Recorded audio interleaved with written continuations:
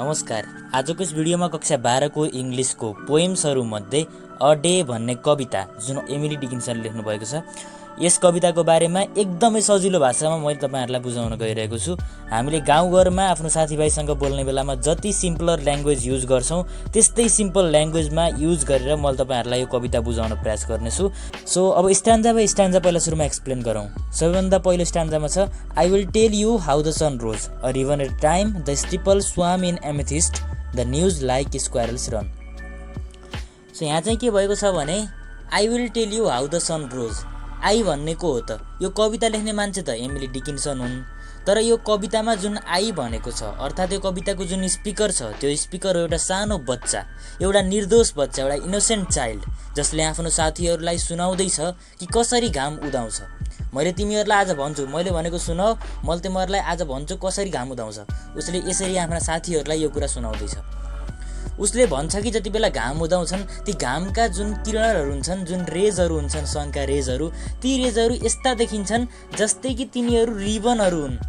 Ribbon जस्तै देखिन्छन् तिनीहरू, जस्तै घामका जुन किरणहरू हुन्छन् नि, बिहान उदाउने बेलामा जुन घाम देखिन्छ, त्यो घामका किरणहरू हुन्छन्, ती घामहरूका किरणहरू फैलिएको उसलाई रिबन जस्तै लाग्यो। त्यही भएर उसले a ribbon at a time, यो एकपटकमा एउटा रिबन फर्र फिजारिए चाहिँ ती घामका किरणहरू फिजारिएका छन् भनेर उसले भन्छ। अब यहाँ द स्टिपल्स स्वाम इन एमेथिस्ट। स्टिपल भनेको चर्चको टावर हो। चर्च भनेको त तपाईहरुलाई थाहा नै छ, क्रिस्चियनको जुन देवालय हुन्छ त्यसलाई भनिन्छ चर्च। चर्चको जुन माथिको टावर हुन्छ, त्यो टावरमा जति बेला घामका किरणहरू पर्छन्, त्यति बेला यो एमेथिस्ट भन्ने कलरमा परिणत हुन्छ भनेर भनेको। एमेथिस्ट भनेको एउटा बहुमूल्य धातु हो, मिनरल हो, र यसको कलर चाहिँ भायोलेट हुन्छ। यसको अर्थ यही नै हो कि त्यो घामको किरण परिसके पछाडि त्यो भायोलेट कलरमा चेन्ज हुन्छ। पहिला सुरुमा कालो कालो देखिया थियो, तर पछाडि चाहिँ त्यो भायोलेट कलरमा चेन्ज हुन्छ। The news like squirrels ran. अनि त्यहाँ पछाडि यो घाम उदायो भन्ने जुन खबर छ नि, यो खबर यस्तरी फैलियो जस्तरी त्यो स्क्वारल दगुर्छ। जसरी त्यो जुन न्याउरी मुसु दगुर्छ, त्यो न्याउरी मुसु जति चाँडो दगुर्छ, त्यत्तिकै चाँडो गतिमा घाम उदाएको खबर जताततै फैलियो। यहाँ चाहिँ हामीले घाम उदाएको खबर पनि भन्न सक्छौँ, अथवा जुन घामका किरणहरू हुन्छन् तिनलाई पनि भन्न सक्छौँ। जे भए पनि घाम उदाएको छ है भन्ने कुरा चाहिँ संसारभरि उति बेलै फैलियो। स्क्वारल दौडी जस्तै एकदमै चाँडो गतिमा फैलियो भनेर भनेको। अब हामीहरू दोस्रो स्ट्यान्जामा जाँदैछौँ। दोस्रो स्ट्यान्जामा छ, the hills untied their bonnets, the bobolinks begun, then I said softly to myself that must have been the sun. अब यहाँ चाहिँ स्पिकर कति इनोसेन्ट छ भन्ने कुरा हामीले पत्ता लगाउन सक्छौँ। यहाँ चाहिँ के भएको छ भने, हिल्स अनटाइड देयर बोनेट्स भनेको के हो त? हिल्स अनटाइड देयर बोनेट्स भनेर भनेको चाहिँ जुन पहाडहरू हुन्छन्, पहाडहरू चाहिँ यो बोनेट भनेर भनेको चाहिँ एउटा चिउडामा बाँधेर माथिबाट लगाउने जुन एउटा टोपी हुन्छ, त्यो टोपी हो। त्यो टोपी लगाएका जस्ता देखिन्थे। यसको भन्नुको अर्थ के हो त? अर्थात् त्यो बोनेटलाई चाहिँ यहाँ सिम्बलको रूपमा युज गरिएको छ। डार्कनेस, पेन अनि ग्लुमिनेस, यसको सिम्बलको रूपमा यहाँ बोनेटलाई युज गरिएको छ। पहाडहरू कस्ता देखिन्थे भने उनीहरू एकदम निराश भए जस्तो, अन्धकारमा भए जस्तो, पेनमा भए जस्तो देखिन्थे। तर जति बेला घाम उदायो, जति बेला घामका किरणहरू ती पहाडहरूमा परे, पहाडहरू खुसीले नाच्न थाले, पहाडहरू खुसीले एकदमै एक्साइटेड भए, र उनीहरूले आफूले लगाएका जुन ती बोनेट्सहरू छन्, आफ्नो जुन डार्कनेस छ त्यो सबैलाई फालिदिएर, आफूले पहिरिएको त्यो बोनेट जस्तो डार्कनेस अथवा जुन पेन छ अथवा जुन कभर छ, त्यो कभरलाई फ्याँकिदिएर आफ्नो ग्रिनरी, आफ्नो ब्युटी, जुन आफ्नो हरियाली हुन्छ, आफ्नो सुन्दरता हुन्छ, त्यो पहाडले आफ्नो सुन्दरता देखाउन थाले। जति बेला घाम उदायो, जति बेला घाम उदायो, प्राकृतिक सौन्दर्यता त्यो स्पिकरले देख्न पायो, त्यो बच्चाले देख्न पायो, कति सुन्दर रहेछ नि पहाड भन्ने कुरा भनेर भनेको। द बबलिङ्स बिगन भनेको घाम उदाइसके पछाडि बबलिङ्स नामको चरा चाहिँ गीत गाउन थाल्यो, र त्यो बच्चाले भन्यो कि पक्कै पनि यो घाम उदाएको हुनुपर्छ। पहाडहरू पनि हरिया देखिन थाले, चराहरूले गीत गाउन थाले, पक्कै पनि यो घाम उदाएको हुनुपर्छ भन्ने कुरा उसले कन्फर्म गर्छ। हामीले यसबाट त्यो चाइल्डको इनोसेन्सलाई पत्ता लगाउन सक्छौँ, किनभने कुनै पनि एउटा एडल्ट मान्छेले घाम यस्तरी उदाउँछ भन्ने कुरालाई कुनै सरप्राइजिङली लिने कुरा होइन। तर यहाँ बच्चाले घाम उदाउने कुरालाई पनि यति इन्ट्रेस्टिङली लिनुको कारण चाहिँ हामीले त्यो बच्चा एकदम इनोसेन्ट छ भन्ने कुरालाई बुझ्न सक्छौँ। But how he shed I know not, there seemed a purple stile which little yellow boys and girls were climbing all the while. यहाँ पनि सिम्बल्स नै सिम्बल्सहरू युज गरिएको छ। अब त्यो बच्चाले थाहा पायो घाम कसरी उदायो, तर बच्चालाई थाहा छैन घाम कसरी अस्तायो। How he shed I know not, त्यो बच्चाले भन्छ मलाई थाहा छैन त्यो घाम कसरी अस्तायो भन्ने कुरा। मैले यति कुरा देखेको थिएँ कि त्यो घाम अस्ताउने बेलामा आकाश पहेँलो र सुनौलो कलरमा, पर्पल जस्तै पर्पल र गोल्डन कलरमा विभाजित भएको थियो। आकाश एकदम सुनौलो देखिन्थ्यो। जति बेला त्यो घाम अस्ताउने बेलामा, जति बेला घाम क्षितिजमा पुग्छ त्यति बेला आकाश त्यो सूर्यका किरणको परावर्तनको कारणले गर्दा एकदमै चम्किलो खालको, सुनौलो खालको देखिन्छ। त्यो कुरालाई यहाँ भन्न खोजिएको छ। त्यो बच्चाले त्यही देख्यो।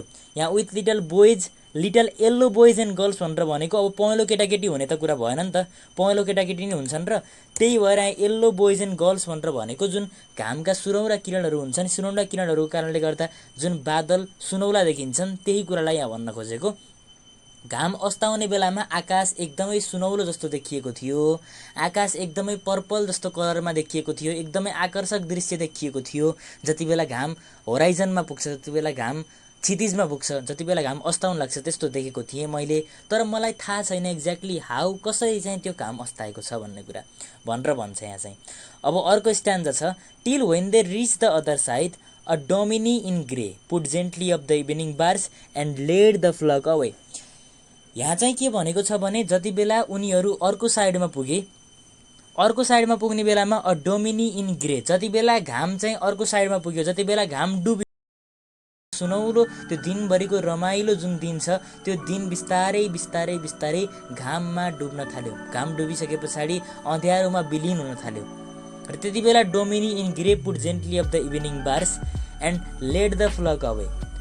र डोमिनी भनेको खास एउटा ल्याटिन वर्डबाट आएको शब्द हो। यसको मिनिङ हुन्छ प्यारेन्ट्स, अर्थात् जुन गार्जियनहरू हुन्छन्, गार्जियनहरूले जति बेला साँझ पर्छ, साँझ परिसके पछाडि आफ्ना छोराछोरीलाई चाहिँ आफ्नो घरतिर लैजान्छन् भनेर पनि भन्न सकिन्छ।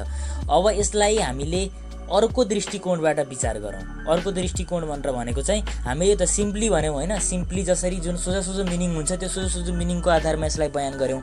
अब खास हामीले जान्नुपर्ने कुरा के हो त नि भन्ने कुरा अब मैले भन्दैछु। यो कवितामा खास घाम उदाउने, घाम अस्ताउने कुरा जेसुकै कुरा गरिसके पनि खास यहाँ भन्न खोजेको चाहिँ डेथ र बर्थको मिनिङलाई जनाउन खोजिएको छ। अ डे भनेको मान्छेको जीवन हो, सनराइज भनेको मान्छेको बर्थ हो र सनसेट भनेको मान्छेको डेथ हो। अब सनराइज भनेको बर्थ, घाम कसरी उदाउँछ भन्ने कुरा सबलाई थाहा छ, मान्छेको जन्म कसरी हुन्छ भन्ने कुरा सबलाई थाहा हुन्छ, मान्छेको जीवन कस्तो छ, कसरी व्यतीत हुँदैछ भन्ने कुरा पनि सबैलाई थाहा नै हुन्छ। तर को मान्छे कहिले मर्छ भन्ने कुरा कसैलाई पनि थाहा हुँदैन। यहाँ लास्टमा जुन लाइन छ, लास्टमा जुन त्यो स्पिकरले त्यो घाम कसरी अस्ताउँछ भन्ने कुरा थाहा पाउँदैन भन्नुको अर्थ यही नै हो। हाम्रो जुन जीवनको मृत्युको अनिश्चितता छ, अनसर्टेन्टी छ, त्यही कुरालाई नै यहाँ व्याख्या गर्न खोजिएको छ। अब यहाँ चाहिँ त्यही नै हो होइन। अब यसपछि थिमको कुरा गर्दाखेरि चाहिँ this poem deals with the theme of birth and death. यसमा भन्न खोजेको मेन थिम भनेकै बर्थ र डेथ हो। अ डे भनेको हाम्रो लाइफ, बर्थ भनेको सनराइज र डेथ भनेको सनसेट। बर्थ कसरी हुन्छ भन्ने कुरा अर्थात् सनराइज कसरी हुन्छ भन्ने कुरा स्पिकरलाई थाहा छ, सनसेट कसरी हुन्छ भन्ने कुरा उसलाई थाहा छैन। यसरी चाहिँ यहाँ भन्न खोजिएको छ। र यहाँ जुन लास्टवाला लाइन छ, यो लाइनमा चाहिँ एउटा क्रिस्चियन रिलिजनसँग पनि एमिली डिकिन्सनले जोड्न खोजेकी छन्।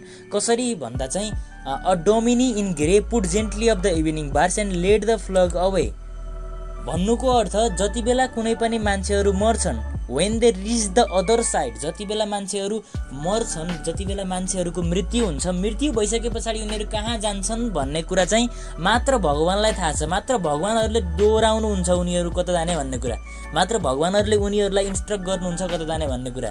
त्यही भएर यहाँ चाहिँ a dominie in grey put gently of the evening bars and led the flock away. Led the flock away भनेको जुन मान्छे जुन मरिसके पछाडि मान्छेहरूलाई कता लैजाने भन्ने कुरा निर्धारण गर्ने भगवानले मात्रै हो, अलमाइटीले मात्रै हो, गडले मात्रै हो भन्ने कुरा चाहिँ यहाँ लास्टवाला सेन्टेन्सले भन्न खोजेको छ।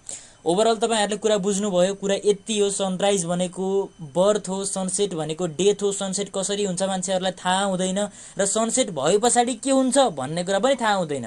जसरी त्यो स्पिकरलाई घाम डुबिसके पछाडि घाम कहाँ जान्छ त नि भन्ने कुरा थाहा हुँदैन, त्यस्तै गरी यस कवितामा पनि अर्थात् हाम्रो जीवनमा पनि हामी मान्छे मरिसके पछाडि मान्छेको आत्मा कहाँ जान्छ, मान्छेको जुन एक्जिस्टेन्स छ त्यो कहाँ जान्छ भन्ने कुरा हामीलाई थाहा छैन। त्यहाँ पछाडि फेरि भोलिपल्ट अर्को घाम उदाउँछ, अर्को भन्नाले त्यही घाम उदाउँछ तर त्यो अर्कै फर्ममा अर्थात् जुन अर्कै खालको न्यानोनेस अर्कै खालको वार्मथनेस लिएर उदाउँछ। यो भन्नुको अर्थ के हो भने यसले रिबर्थ अर्थात् मान्छेको जुन पुनर्जन्म हुन्छ त्यो पुनर्जन्म एउटा आत्माले एउटा शरीर छोडिसके पछाडि अर्को आत्मामा प्रवेश गर्छ भन्ने जुन रिलिजियस बिलिफ हुन्छ त्यो कुरालाई पनि यहाँ जनाउन खोजेको छ। आशा छ तपाईहरुले यो कविता बुझ्नु भएको छ। अब यसो थीमलाई चर्चा गरौँ, त्यस पछाडि यु आर अल डन, तपाईहरुले सबै कुरा बुझ्नुहुनेछ। This poem deals with the theme of birth and death. Here the rising sun symbolizes birth and the sunset symbolizes death. Now as soon as a child is born, he grows up very fast and gradually start understanding various responsibilities, exactly like we get busy during the daytime. So one can say that the most important theme of the poem is the journey of life from birth to death. Speaker knows how the sun rises. He knows how the sun travels across the sky. Speaker also knows when the sun sets, but she does not know where the sun goes after the sunset or the way how the sunset. So sunrise is the symbolic form of birth and sunset is the symbolic form of death. यति कुरा चाहिँ तपाईहरुले बुझ्नु होला। आशा छ तपाईहरुले कविता बुझ्नुभयो र यस कविताको डिटेल्ड समरी हेर्नु छ तपाईहरुलाई, सबै लाइन बाइ लाइन समरी हेर्नु छ भने तपाईहरुले tsz.com.np मा गएर यसलाई हेर्न सक्नुहुन्छ। हाम्रो दयासार्जन वेबसाइटमा क्लास 12 को most of the chapter literature सेक्सनको अलमोस्ट 12-13 च्याप्टरको नोट्सहरु अवेलेबल भइसकेको छ। तपाईहरुले केलाई कुरिरहनु भएको छ, जानुस् त्यहाँ गएर सर्च गर्नुस्, आफुलाई चाहिएको नोट्सहरु हेर्नुस्। एकदमै डिटेल्ड फर्मेटमा summary plus exercise complete solution सबै कुरालाई त्यहाँ देखिएको छ। जुन जुन पाठहरुको अवेलेबल भएको छैन त्यो पाठहरुलाई पनि म छिट्टै लेख्ने छु। दिन रात मेहनत गरेर मैले त्यो नोट्सहरु बनाउँदै छु। तपाईहरुलाई छिट्टो भन्दा छिट्टो त्यो नोट्सहरु प्रोवाइड गर्ने मेरो चेष्टा रहनेछ। यसपछि हामीले यस कविताको एक्सरसाइजलाई गर्नेछौं। भिडियो हेरिदिनु भएकोमा धेरै धेरै धन्यवाद।